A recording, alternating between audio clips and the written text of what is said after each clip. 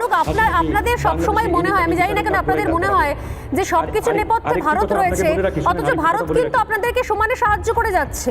আজকের দিনে যখন আপনি কথা বলছেন, মানে আপনাদের এই ভারত বিদ্বেষের কারণটা কি? ভারত তো আগা পাঁচতলা শুরু থেকে আপনাদেরকে সাহায্য করে এসছে, এখনো সাহায্য করে যাচ্ছে।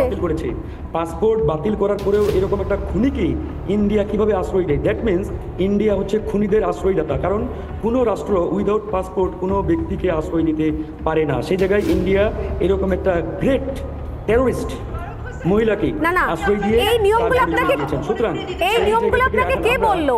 ভারতের মতো রাষ্ট্র কাকে আশ্রয় দেবে না দেবে এটা তো বাংলাদেশ ঠিক করতে পারে না, এক। আর দ্বিতীয়ত, এটা খুব সুন্দর প্রশ্ন আপনি বললেন, আপনি বলবেন, আপনি শুনে নিন।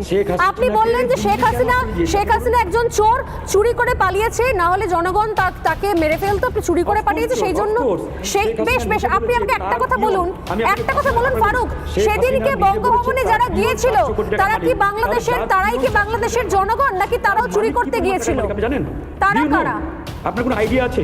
হাসিনার পিয়ন যদি 400 কোটি টাকার মালিক হয়, হাসিনা হচ্ছে 4 লক্ষ কোটি টাকার মালিক, আর এই 4 লক্ষ কোটি টাকা সে বাংলাদেশ থেকে চুরি করেছে। আর এই চুরির টাকা প্রমাণ আছে আপনাদের কাছে? প্রমাণটা কি আছে? এবং ছেলের কাছে পাচার করেছে। কোন প্রমাণ আছে আপনাদের কাছে? অবশ্যই সেই তদন্ত ইতিমধ্যে শুরু হয়েছে। আমাদের আন্তর্জাতিক ট্রাইব্যুনাল ইতিমধ্যে সেই তদন্ত শুরু করেছে এবং তদন্তে ইতিমধ্যে অনেক কিছু প্রমাণ হয়েছে। আওয়ামী লীগের সন্ত্রাসীদের দিয়ে এই আমাদের গুরুত্বপূর্ণ একটি জায়গা সচিবালয়ে আগুনটি লাগানো হয়েছে। বুঝতে পারলাম না হাসান, আপনি কি বলতে চাইছেন? মানে তারা মূলত সচিবালয়ে আগুনের নেপথ্যে কারা রয়েছে? সচিবালয়ে আগুনের নেপথ্যে কারা রয়েছে? বিচার কার্যকে বাধাগ্রস্ত করতে চায়। অফকোর্স আমাদের তথ্য আছে। দেশ আপনারা চালাচ্ছেন, আপনাদের কাছে সেই সুরক্ষা বন্দোবস্ত নেই? যারা নিজেদেরকে ভবন রক্ষা করতে পারে না, যারা নিজেদের দরকারি কাগজপত্র রক্ষা করতে পারে না, তারা বন্দীকে নিরাপত্তা দেবে কি করে? আপনারা কি জানেন যে শেখ হাসিনা ফিরলে দেশে মারা যাবে, সেই জন্য শেখ হাসিনাকে চাইছেন? পালিয়ে বেড়াচ্ছে না। বাংলাদেশে যারা একমাত্র চোর, যারা একমাত্র ওই খুনি ভোট ডাকাত, এরা পালিয়ে বেড়াচ্ছে। সুতরাং কোন চোর ডাকাত সন্ত্রাসীকে নিয়ে আমাদের একটা মাথা ব্যথা। আমি আপনার কথা শুনলাম, সন্ত্রাসীকে নিয়ে আমাদের এক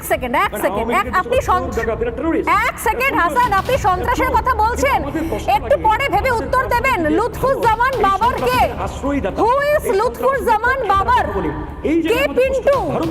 এরা সন্ত্রাসী নয়, এরা জঙ্গি নয়, এদেরকে ছেড়ে দিচ্ছেন আপনারা, আর এখন শেখ হাসিনাকে সন্ত্রাসী বানাতে চাইছেন।